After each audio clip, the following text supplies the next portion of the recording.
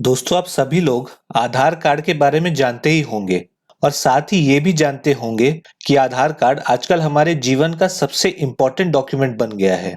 चाहे फिर आपको बैंक में खाता खुलवाना हो या अपने बच्चों का एडमिशन करवाना हो या फिर आपको कहीं एड्रेस प्रूफ देना हो या सब्सिडी के लिए अप्लाई करना हो या इस जैसे कई और कामों के लिए भी आधार कार्ड अब अनिवार्य हो गया है और इसकी अहमियत अब किसी भी और डॉक्यूमेंट से ज्यादा हो गई है। दोस्तों, आधार सेंटर पर लगी हुई लंबी लाइनों और वहां की वेटिंग को देखकर आप समझ ही गए होंगे कि आधार सेंटर के पास कस्टमर्स की कमी नहीं है और ये सेंटर खोलना आज भी एक बहुत ही प्रॉफिटेबल बिजनेस है, जहां पर हमेशा लोग अपने नए आधार बनवाने या फिर आधार में डिटेल्स अपडेट करवाने के लिए आते रहते हैं। तो दोस्तों, आज की वीडियो में हम आधार कार्ड सेंटर कैसे खोलना है इसके बारे में सभी डिटेल्स देखेंगे, जैसे कि आधार सेंटर में आपको किस प्रकार का काम या किस प्रकार की सर्विसेज देनी होती है, आपको इस सेंटर को खोलने के लिए किन किन डॉक्यूमेंट्स की आवश्यकता होगी, यहाँ पर एलिजिबिलिटी क्राइटेरिया क्या है, यानी कि यहाँ पे किस प्रकार के लोग ये सेंटर खोल सकते हैं और इस सेंटर को खोलने के लिए आपको कितना इन्वेस्टमेंट लगेगा। तो दोस्तों, इस वीडियो को आप बिना स्किप किए पूरा अंत तक देखें ताकि आपको सभी जानकारी अच्छे से समझ में आ जाए। अब इससे पहले कि हम आपको आधार सेंटर खोलने की डिटेल्स के बारे में बताएं, हम ये बताना चाहते हैं कि इस सेंटर को खोलने के लिए कई प्रकार के स्कैम्स भी किए जा रहे हैं, जिसमें लोगों से सेंटर के रजिस्ट्रेशन या लाइसेंस के लिए पैसे मांगे जा रहे हैं। तो यदि आपके पास भी इस प्रकार का कोई कॉल आता है या आप किसी ऐसी वेबसाइट पर जाते हैं जहां पर आपको आधार सेंटर के लाइसेंस के बदले पैसे मांगे जा रहे हो, तो ये एक स्कैम है और ऐसे लोगों से दूर रहें। दोस्तों, अब इस आधार एनरोलमेंट सेंटर पर कई सारी एक्टिविटीज हैं जिनको आप कस्टमर के लिए करके यहाँ पे अर्निंग कर सकते हैं। जैसे कि इस सेंटर पर नया आधार कार्ड के लिए एनरोलमेंट किया जाता है। यदि आधार में कुछ डिटेल्स चेंज करनी है, जैसे कि address, mobile number, email ID वगैरह, वो भी सेंटर पे किया जाता है। इस सेंटर पर आप आधार कार्ड का black and white print out ले सकते हैं। इसके अलावा यहाँ पे पीवीसी आधार कार्ड भी बनाकर दिया जा सकता है। ये सभी एक्टिविटीज आधार कार्ड सेंटर से की जा सकती है। अब अगर हम इस सेंटर के रिक्वायरमेंट की बात करें तो यहाँ पे सबसे पहले आपको क्लास 12th पास होना चाहिए और उसके बाद आपको UIDAI का सुपरवाइजरी एग्जाम भी क्लियर करना होगा, तभी आप इस आधार एनरोलमेंट सेंटर के लिए अप्लाई कर सकते हैं। दोस्तों, ये एग्जाम UIDAI की तरफ से NSCIT के द्वारा कंडक्ट कराया जाता है और इस एग्जाम का एनरोलमेंट भी उनकी वेबसाइट से ही किया जाता है।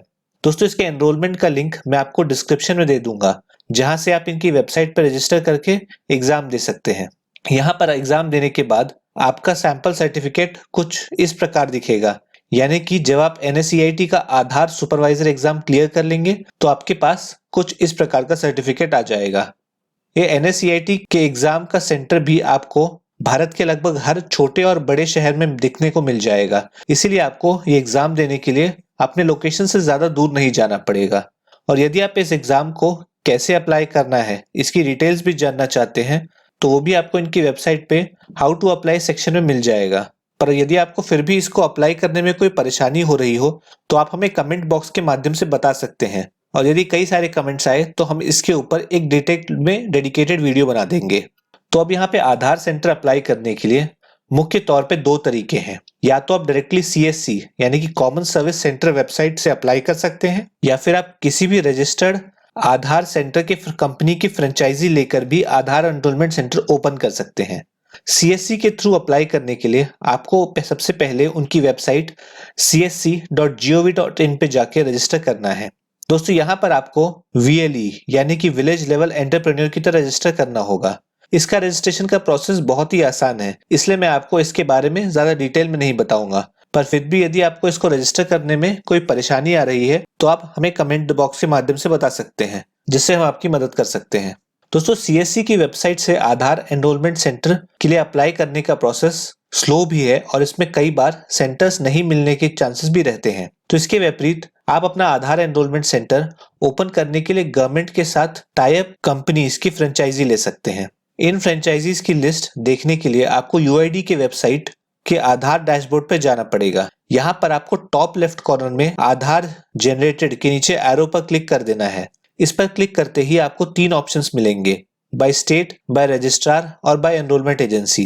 क्योंकि यहाँ पर हमें एनरोलमेंट एजेंसीज के फ्रेंचाइजी के थ्रू आधार सेंटर लेना है तो हम एनरोलमेंट एजेंसीज पर क्लिक कर देंगे। यहाँ पर आपको ग्राफ में सभी एनरोलमेंट एजेंसीज के नाम एवं उन्होंने अभी तक कितने एनरोलमेंट्स किए हैं उसकी लिस्ट भी आ जाएगी। ये लिस्ट वास्ट है, इसमें से आप किसी भी एनरोलमेंट एजेंसी की फ्रेंचाइजी के लिए चूज कर सकते हैं।